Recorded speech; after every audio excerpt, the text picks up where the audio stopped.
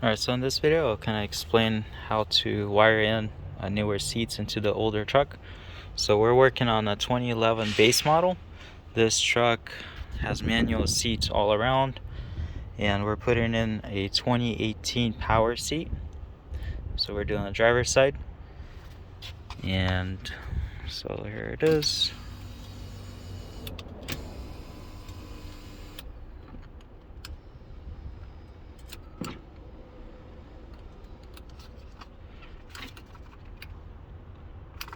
So everything works except obviously the heated option. It's a little different.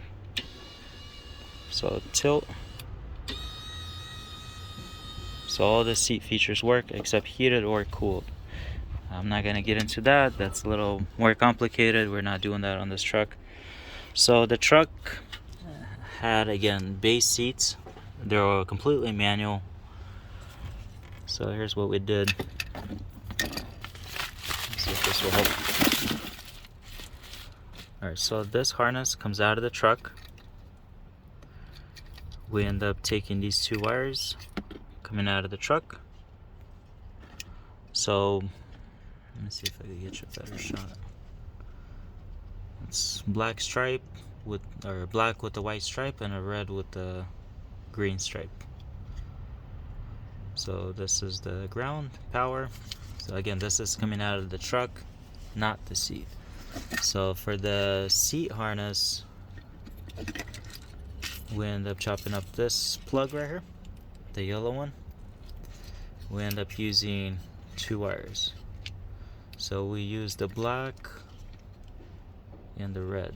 I don't see any stripes on them, so you kind of see right here. And we ran the red from the truck to the red from the seat, and black with the white stripe to the black from the seat. So all the power works as it should. All the other plugs are just going to be empty. This is going to get taped up. And it still has this module. I think this is a seat heater module. I don't know if it's, we're not really going to be using that, so I doubt it's going to work.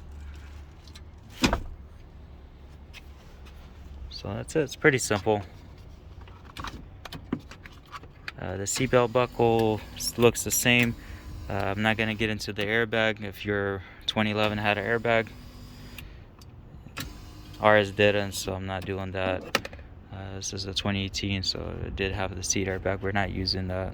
So we're going to switch over the seat cushions, and the buckle is just, it got pulled off the frame for now.